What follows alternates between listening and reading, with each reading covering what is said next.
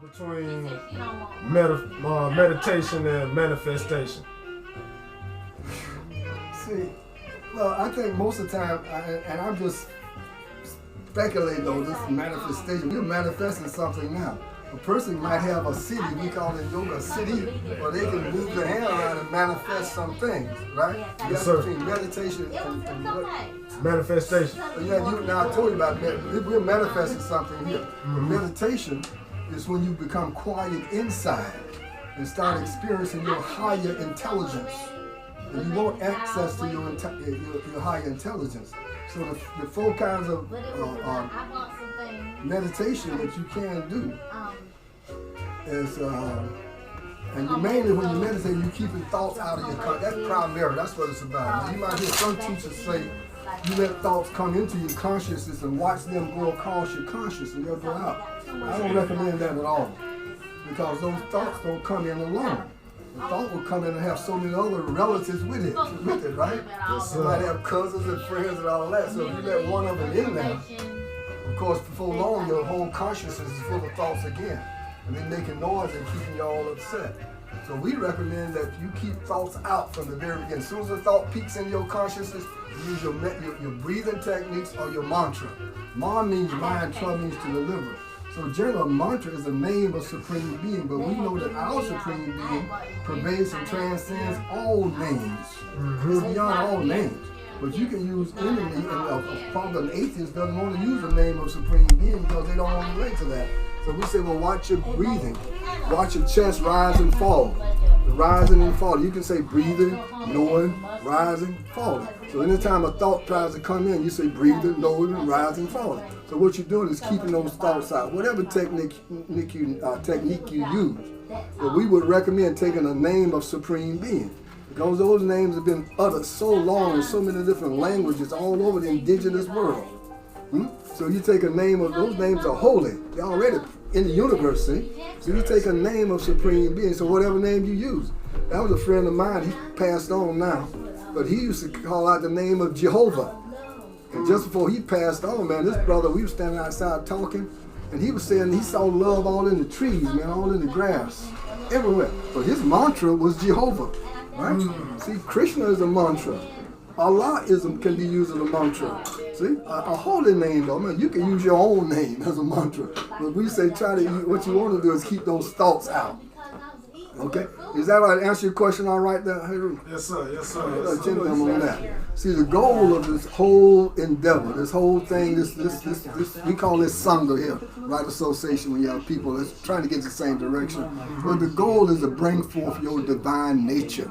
You're already divine. See, a person can say, I'm divine, but what's your methodology? What's your spiritual practice? What's your scientific method of bringing forth your divine nature? So what I'm recommending, what I advocate, because I practice it and been studying it, is a yoga, meditation, veganism. Yoga, meditation, veganism. And that all help you. It all helps us to come back to our nature. So we should know that the goal of yoga is union with your divine nature. We call it divine intelligence. You might call it Allah. You might call it Jinyami. You might Munga, like in Swahili we say Munga ni Moja. Munga ni Moja, that's in your Swahili. But Munga is a name for that all-pervasive universal spirit, or that eternal divine nature, which is omnipresent, omniscient, omnipotent. Whatever name you refer to. As long as it's eternal, omnipresent, omniscient, and omnipotent. But that's where we fell down from. And the idea is to engage in the spiritual practice that purifies our whole nature, our consciousness, awareness, and our intelligence till it's one in harmony. It's linked up, channeled with the supreme intelligence. And that's the goal of yoga, the real goal of yoga. I know here in the Western countries, a lot of people are doing Hatha yoga. Hatha yoga is not the goal of yoga. Hatha yoga is that it gets your body kind of... You can just bend over. Well, yeah. So a lot of people can twist the body into circles and all this place. But the goal of yoga is union with your supreme being, whatever name you want to call it, man. But we got to get cleaned up. We got to get quiet inside, purified, if you will. And so veganism helps us too, because as you progress up the path, you find you become more compassionate, not just toward human beings. So we're not just talking human beings. We're talking the whole creation. We say there's one supreme being that pervades and transcends the whole creation. There's not just one supreme being for humans and another one for the dogs or the elephants or the chickens. There's one supreme being. And that's it. And the goal is union. See, the word yoga is a Sanskrit word. I might have said this earlier. It means union. It means union, or yoke, union. So the goal of yoga is union with the Most High. And you see us most of the time we might relate to Krishna. Krishna appeared some 5,000 years ago. They call him Krishna. He had other names, but they call him Krishna because he was blue-black in complexion. And Krishna means black and very beautiful, all attractive. So this brother appeared some 5,000 years ago in ancient India. And they call him Krishna. He spoke a book called the Bhagavad Gita. Bhagavad Gita was the book that Mahatma Gandhi tried to relate to very closely. You know. In fact, in his autobiography, you can put, it's called The Story of My Experiment with Truth. It's the autobiography of Mahatma Gandhi. He says about the Bhagavad Gita, he says, when disappointment stares me in the face, and all around I see not one ray of light, I immediately turn to the Bhagavad Gita. I see a verse here and a verse there, and I begin to smile in the midst of the greatest tragedies. And my life has been one great tragedy. But if it's left no visible nor indelible mark upon me, it's all due to the teachings of Bhagavad Gita. Now he said this about the Bhagavad Gita during the time when I think his wife had just died in prison. See? But they would have classes on the Bhagavad Gita in the 1930s when they were in prison. So a number of our intellectuals, particularly even the black intellectuals from over here, used to go over to India in the 1930s to visit with Gandhi. Some of the people that went to visit him, according to our sources, were Mordecai Johnson, who was head of Howard University. Louis Brandeis was, in fact, that's the reason Louis Brandeis and Mordecai Johnson were together, because they had Gandhi in common. But Mordecai Johnson, he turned out Benjamin Mays. According to Andy Young, who was very close to Martin Luther King Jr., he said that Mordecai Johnson and Benjamin Mays went to India to visit with Gandhi. So Gandhi said that he based his whole movement on the teachings of the Bhagavad Gita and Jesus' Sermon on the Mount. If you go to Martin Luther King Jr. said he was using the philosophy of Gandhi and the principles of Jesus. And in fact, he said the techniques of Gandhi and the principles of Jesus. So we're just moving on the same path. So the goal is union with God. And Krishna in Bhagavad Gita is called the Song of God. Song is the opulent one. See, so Gandhi was trying to unite with God too. In fact, the Bhagavad Gita is called, I know this is the Middle Netra too. There's teachings there, because there's some people who do Egyptian yoga, and they pull out from ancient Middle Netra and the Bhagavad Gita to bring forth another yoga. I think there's some people down in Florida and some in Atlanta, some in Washington, D.C. too, that do Egyptian yoga. In fact, I believe you can pull that up on the net. The goal of yoga, though, is not just exercise. The goal of yoga is union with God. And that Bhagavad Gita is about yoga. It's the oldest, most authoritative written text that we have exclusively about yoga. And Arjuna's problem was Arjuna was relating to the body as being the self. So the first teaching of Bhagavad Gita, the first teaching of yoga, is that you're not the body. You're not the body with the soul. You're the soul with the body. So actually, you're God having a human experience. You got to get cleaned up, though. You got we can go on about this. That answers your question, all right. I already know. Brother Peace, is there a true difference between meditation and praying?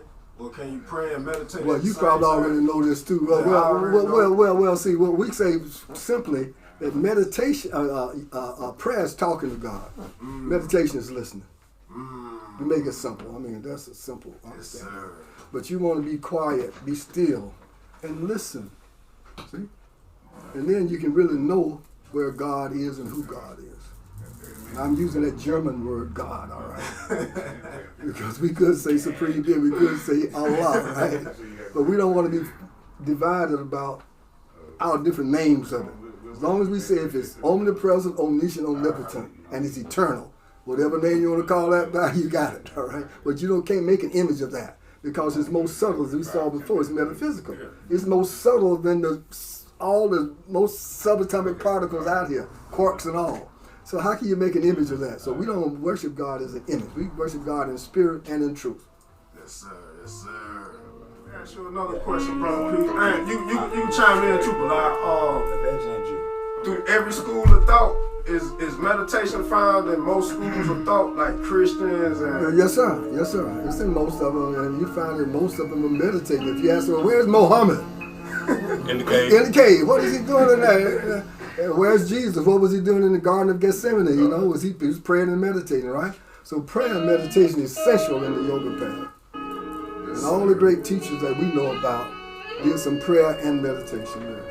Yes, sir. You almost want to throw fasting in there too. Oh, Yes, sir. Indeed. But could you go in on the health benefits of meditation? Well, one thing about it, when you stop, most of the time the thoughts that we let into our consciousness can be worse than the thing itself. So what it does is allows you to discern the edifying thoughts, and not to let negative thoughts in, because that can affect your whole nervous system. So you want to keep out negative thoughts and only let those thoughts in that will help you realize your supreme being, get closer to your supreme being. So it's definitely health. Very good for your health. The more you meditate, you get quiet and meditate, since your high intelligence is speaking down to you, it'll tell you the right kind of foods you should eat, some things you should avoid. People can be toxic. Sometimes you have to leave certain people alone, right? Yes, very. So when we think about health, we think about first our spiritual health. Below that is our intellectual health. Before that is what they call mental health. Below that is physical health. So we're going for spiritual health first, and that'll pull everything else up. Not just because veganism is good for your physical health, sure. But the main thing is good for your spiritual health. You become more compassionate, more feeling. You can more empathize with others, and not just human beings, all living beings. See? Stop putting dead things inside. That's how somebody works. Yeah. The body's supposed to, it is a temple of the supreme being, but we're treating it like it's a garbage dump, or a cemetery or something, right? Yes, sir. So the idea is to come back to our divine nature, and we see that as a solution. So we really put great emphasis on the fact that we're not a particular race, creed, color, nationality. That's down on the physical level. We have to come up to the spiritual platform. Seeing us as we're spiritual beings having a human experience. But as long as we're thinking, I'm this race, I'm this creed, I'm this color, I'm this nationality, we're like the mad scientist who keeps doing the same thing the same way and expects a different result in a minute. That's insane. Yeah, I was just say they call that insanity. Yeah, and so we have to change the way we look at the self, because oftentimes we haven't thought about who gave us this concept of the self, this material concept of the self. That's not our ancient spirituality. See, that's a Greco-Roman mess, that you're the material body. And they're into trying to satisfy the self through the material body, and it can be very frustrating. Because we're not the body. But we're trying to, it's like we have a car here, right? And we're putting gas in the car, we're trying to enjoy the gas. No, the gas is for the car. It's like the food, we should have food that's healthy. Food that's good for the health of the body. But we're trying to enjoy the food and wonder why we're frustrated. So we eternal beings trying to enjoy a temporary situation and wonder why we're frustrated. Got to be frustrated. We're eternal beings, so we have to do that which is eternal. Yes, sir. We just come back to the self. The idea is to come back to yourself. And none of us, no matter what our particular race, creed, color, religion, or whatever those material designations we're relating to, we will never get anything together as long as we're thinking we're different races, creeds, colors, and nationalities. We're divided. There are too many divisions there. See, we can't get together on that level. But as spiritual beings, if we can see our spiritual self. See, we said that we have to change the way we look at the self. We've been programmed and miseducated to believe the self is a material body. And we say, well, who gave you that concept of the self? Where do you get that from? You got that from some ignoramus. I'm sorry to say it like that, but it's true. See? So when we change the way we look at the self first, and start organizing ourselves around our supreme intelligence, that divine intelligence, you start organizing around your supreme intelligence first. In other words, you get right with your God first. Then you can start uniting with other beings out here. When you realize that your supreme being pervades and transcends all other beings, animals and plants and the whole thing. So when you change the way you look at yourself first, you change the way you look at your world. And when you change the way you look at your world, the world you look at changes. But it begins with the self. You got to change. We have to change the way we look at the self. I know we talk every weekend, and but how long have you actually been walking this spiritual walk? Well, I'm glad you asked that question. That's good. Okay, well, I was with the Martin Luther King movement when I was a teenager. All right, and one day I was looking at Martin Luther King. There was a book that Martin had. He was sitting in a balcony, and he had a book in his hand. And so I put my magnifying glass on the book so I could see what he was reading. Right, and he was reading a book on Gandhi. Right, so we can go into details, but I'll try and make it as brief as possible. So I started studying Gandhi, and from Gandhi I got to the Bhagavad Gita. But mainly what happened, we used to have a library up on the hill over here on Madison Street. And somehow or other that library was closed down. They put it down the hill on cinder block building. It's still there on Riverside Drive next to the filling station. But he moved it down there. Come on, brother. How you doing, brother? Salam, brother. Yes, sir. And so what had happened, one day I was in the library and I go there to read, and I was very interested in medicine. So I was enjoying reading this book on medicine. I said, well, I'll be a doctor. That's what, it's like, I want to do that, right? But doing that, one day I was in the library and I was just pilling around in the back of the library, and I reached down on the bottom shelf and pulled out a book. It didn't even have a spine on it. But I opened up the book and said, Teach Yourself Yoga. And I started thumbing through the book, and it looked like I remembered all those poses. That was Hatha Yoga. It looked like I remembered those. So I think that's when I first got back in touch with that. And